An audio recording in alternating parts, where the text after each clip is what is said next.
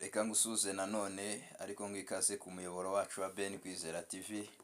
Ngushimira we wakoze subscription ku muyoboro wacu wa YouTube. Nkubwira ko nawe utarayikora mbere yuko twumva ikiganiro wabanza ugakanda handitse subscribe ndetse ukajya ukanda no handitse notification kugira ngo ibiganiro byacu bijye bikugeraho umunsi ku munsi uko bwije nuko bukeye. Imana y'amahoro rero igikunezeza we mufatanyabikorwa wacu wo dusabira umugisha kandi nawe dusengera kugira ngo ibikorwa byacu bigume kwaguka. Imana nawe igihaza kwifuza gutaka ndetse no kurira kwawe uko bwije ndetse nuko bukeye, nkuko tubera umugisha nayo igiye yumva gutaka ndetse no kurira kwawe, kandi ndakwizeza ko natwe tuzajya tukubera umugisha umunsi ku munsi.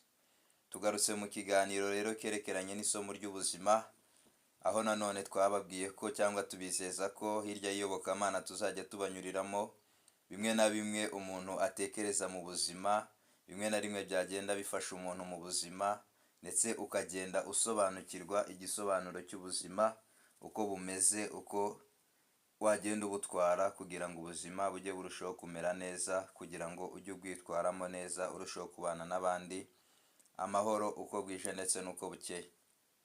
Tugarutse rero tuje kubabwira ibintu bitakaza agaciro ku myaka 70 kuzamura, kuva ku myaka 70, 80, 90 gutyo kuzamura, ibintu bitakaza agaciro.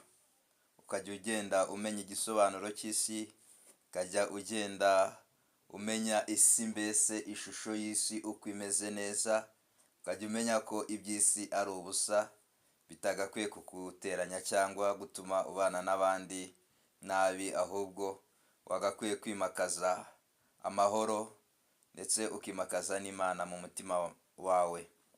Ikintu cya mbere rero gitakaza agaciro hejuru y'imyaka 70 ni ukwigereranya no guhangana. Iyo umuntu ageze imyaka 70 ntaba akigereranya n'abandi cyangwa ngo umve wahangana n'abandi. Oya, ahangaha uba umaze gushyira agapira hasi, uba umaze kugenda ucururuka, ahubwo ukamenya ko umuntu wenyine ugomba guhangana nawe ari wowe wenyine wa nyawe. We wenyine wa nyawe ari wowe ugomba guhangana nawe, aho umenya ko ubuzima ari gatozi, cyangwa ahangaha ubuzima uhita umenya ko ari ku giti cyawe nyine, ukamenya ko ubuzima ari isiganwa. Ntiwongere gutekereza ko wahangana n'abandi kugira ngo ubuzima bugende neza. Ikintu cya kabiri gitakaza agaciro ku myaka 70 nanone ni umugogoro w'ubwoba bwo gusaza cyangwa gutinya gupfa. Iyo umuntu ageze hejuru y'imyaka 70 ntaba agitinya gupfa, kuko akenshi aba yarabonye abantu benshi bapfuye, aba yarabonye impfu nyinshi cyane. Ahangaha rero ubwoba buhita burangira, ubwoba bugahita ko bugenda bwose, ugahita umenya ko byose bishoboka, ugahita umenya ko kubaho bishoboka ndetse no gupfa bishoboka. Ukamenya ko gupfa ari cyangwa gusaza ari igice kigize ubuzima bwa muntu, ugahita ubyakira ukamenya ko byose bishoboka. Ikintu cya gatatu nanone gitakaza agaciro ku myaka 70 ni ugutsimbarara ku nzika, cyangwa ugatsimbarara ku bantu bakugiriye nabi. Kanaka yarampemukiye, kageza imyaka 70 kibifite, kavuga ati abangaba n'abanzi bacu, bahemukiye ababyeyi banjye, barampemukiye, bahemukiye abana banjye. Iyo umaze kugira imyaka 70 ntuba ugitsimbarara ku nzika ngo utekereze kanaka yambwiye ko ntacyo nzigezaho, nzapfa ntikamiye n'ayimbwa. Oya, ahangaha ntabwo ugitsimbarara ku nzika, ahubwo abantu benshi ugenda ubababarira, kuko akenshi ugenda ubona ko nabo atari bo babyikoresheje. Ahangaha ukabasha kumenya umuntu, uba umaze kwiga umuntu, umaze kumusobanukirwa neza, ukamubabarira. Ikintu cya kane gitakaza agaciro ku myaka 70 nanone ni umutwaro wo guhora ushaka ibinoze gusa. ugahora ushaka ibinoze bitunganye gusa, ukumva ibintu byose byagenda neza, ukumva kugira ngo kanaka nyine mubane amahoro ari uko wamukorera ibintu bizima gusa. Ahangaha ntago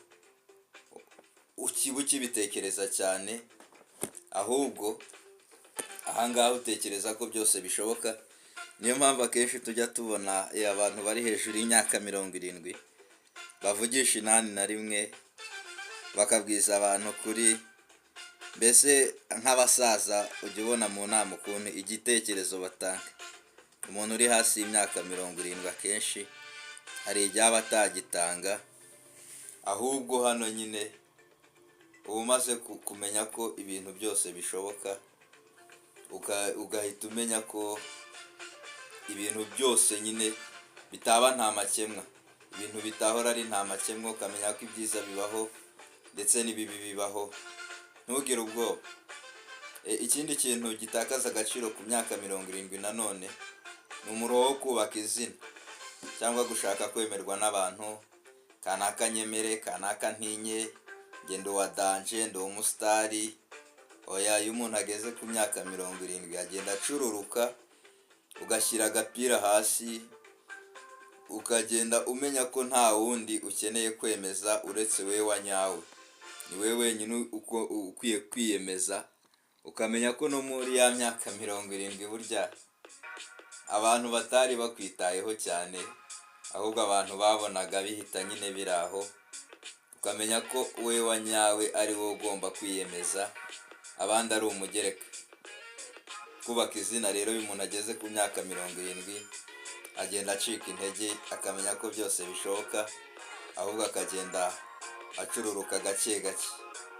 Ikindi kintu tugana ku musozo gitakaza agaciro ku myaka 70 kuzamura ni umuruho wo kwigwizaho imitungo cyangwa gushaka kugira umururumba w'iby'isi cyane, ukumva imodoka yaba iyawe, indege yaba iyawe, amazu akomeye yaba yawe.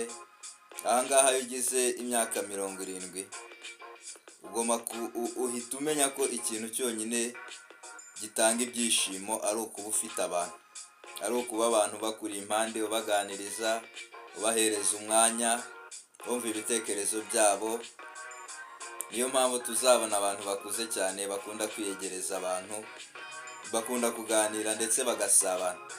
Ahangaha aba yaramenye ko kwigwiza imitungo atari byo bikenewe cyane, ahubwo akamenya ko abantu aribo bafite agaciro kurusha iyo mitungo yose.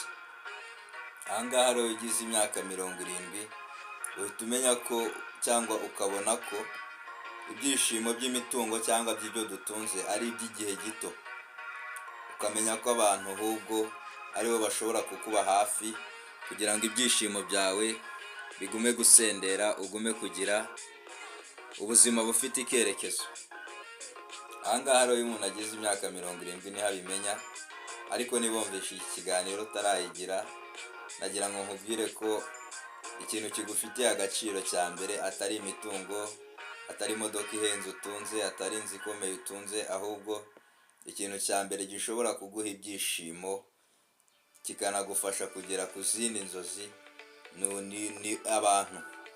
Ni abantu ba nyabo, babandi 10 twabonye mu biganiro byatambutse, babaguha motivation, babashyigikira ibitekerezo byawe, babumva wahora ufite ibintu byiza, watera imbere, wakwaguka mu buryo bw'umubiri. Abo bantu 10 ukabakomeraho. Ni ibintu byinshi rero bigenda bitakaza agaciro mu myaka hejuru ya 70, ariko nanone n'ibingibi twabashije kubanyuriramo. Nawe ushobora kuba ufite ibindi utekereza, ushobora kuba ufite ibindi wumva nawe uzi bitakaza agaciro bitewe na experience y'ubuzima wagiye ucamo n'ibimaze kugira. Wagenda ubidusangiza muri comment kugira ngo abakunzi bacu ba YouTube baba kuri chaîne yacu bagume babyongera kuri ibingibi tuba tubasangiye. Ndagushimiye rero ko abanye natwe. Imana y'amahoro iguhe umugisha kandi gume kukunezeza muri byose. Uyu munsi ihaze kwifuza gutaka ndetse no kurira kwawe. Turagukunda kandi duhora tukwifuriza ibyiza. Imana y'amahoro igume kukunezeza kandi ikube hafi muri byose. Ciao ciao. Naho mu kiganiro cy'ubutaha. Thanks.